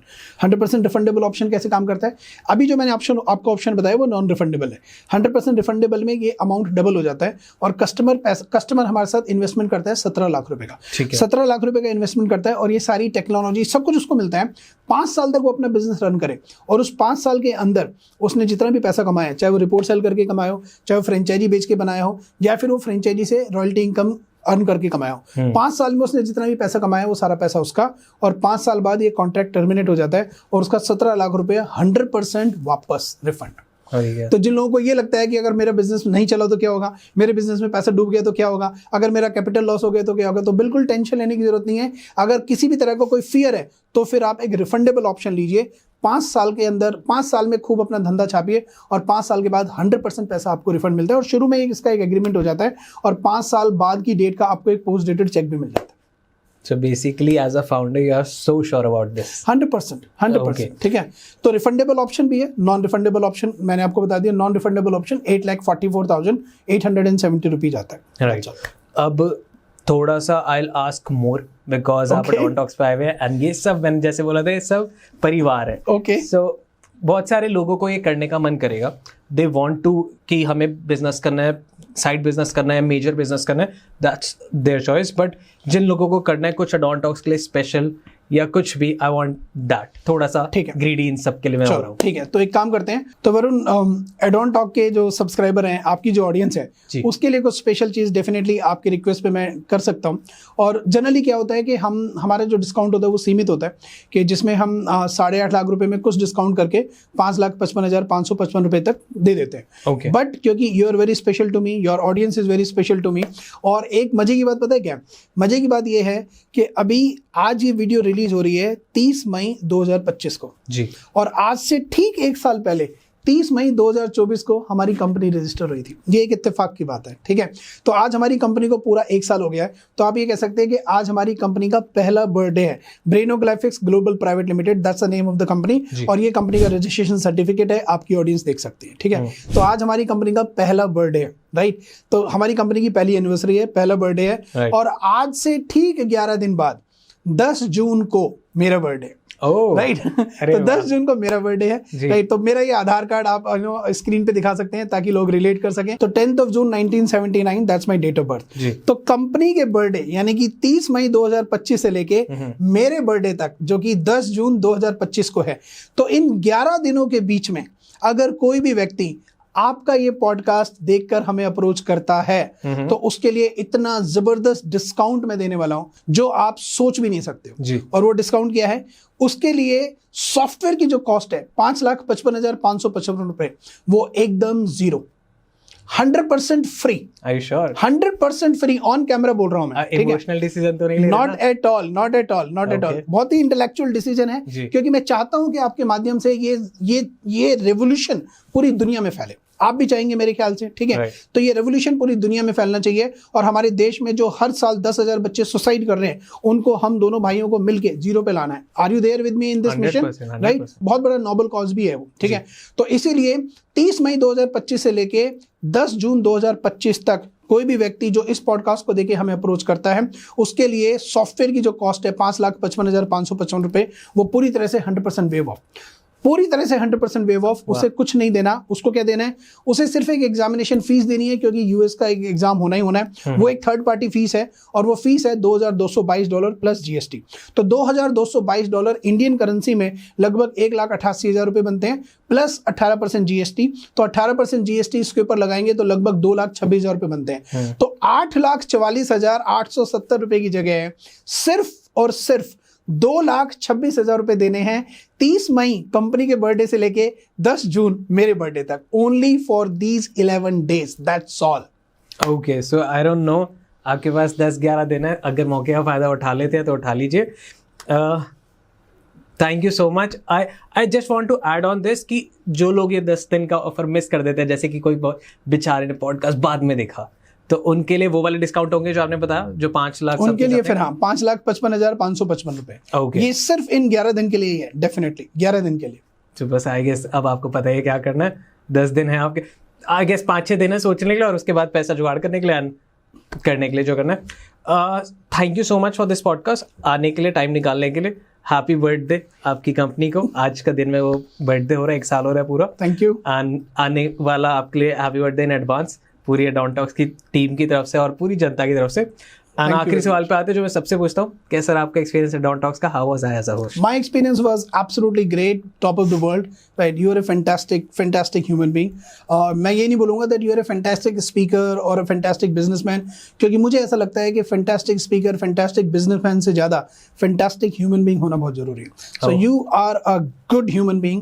और मेरा बिजनेस में एक बहुत सिंपल सा उसूल है, पहले बंदा बाद में धंधा, राइट? तो अगर मैं बंदे की बात करूं तो बंदा 100 out of 100, और अगर बंदा अच्छा है तो फिर धंधा तो अपने आप हो ही जाता है, राइट? तो एक्सपीरियंस बहुत बढ़िया रहा, आपके साथ बहुत ही अच्छा एक्सपीरियंस रहा, and you are definitely gem of the person. Lot of wishes and God bless you. धन्यवाद, thank you so much, and thanks for this podcast and thanks for this Indian company. Thank you very much. Thank you very much Varun, thank you.